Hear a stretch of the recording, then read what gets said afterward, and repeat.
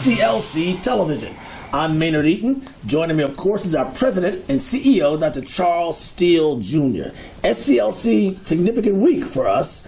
Dr. King's birthday is on Monday, January 15th, but this week, federal legislation has been signed by President Trump, naming our original SCLC building as part of the King Center estate as a park now. Yeah, it's a national park. Institutionalizes SCLC. That's what Dr. King told Dr. Lafayette 5 hours prior to his assassination.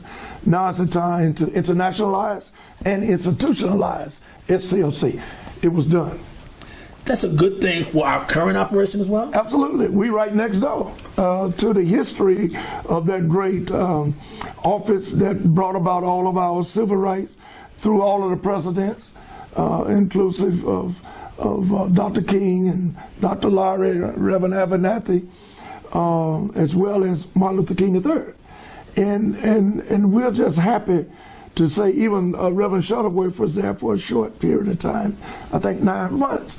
And we're happy to say that we're right next door. But we didn't own the building. Right. We own the building where we are today. It's very significant to have ownership. In my inception of coming to SCLC, first thing I said, Dr. King kept this organization alive with all of the other presidents, as I just mentioned. And now it's time for us not to rent, but to own.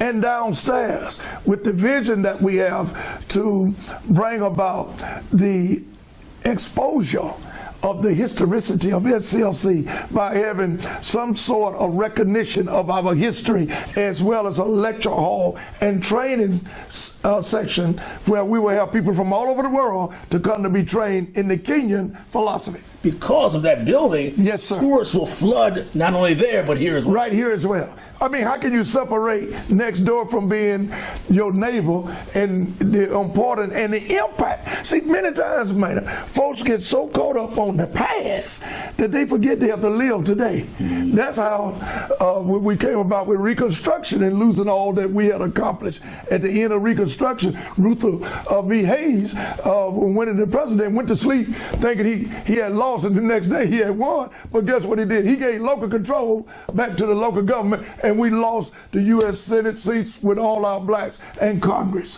from the federal aspect because we got relaxed. And I tell folks all the time, politics can't free you. You got to free yourself by us working together, fair-minded thinking folks from all background and ethnicity.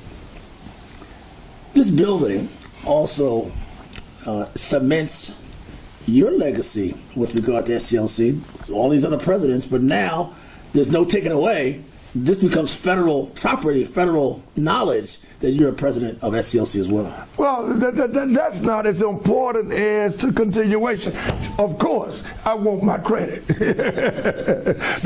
We live in a credit society. You don't have good credit, you ain't going nowhere. But we want to be, in terms of the conveyance of the future, to know how do we get, nobody waved a magic wand. Somebody gave up something. And yeah, I gave up a lot. And my family stuck with me. So we need to be of credit thinking in terms of the history. Because you know what, man?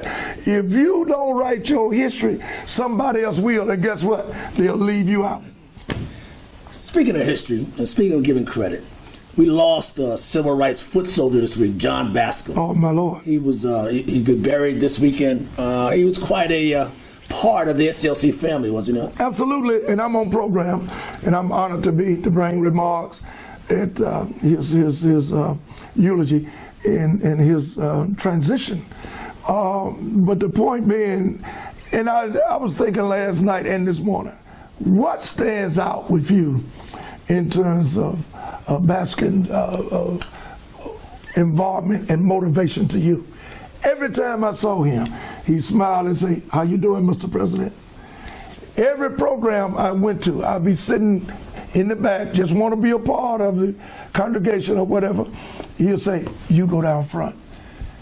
That's what I remember, the motivation. See, if you don't have motivation, people see you hard, you tough, you at the top of the leadership, you the president, CEO.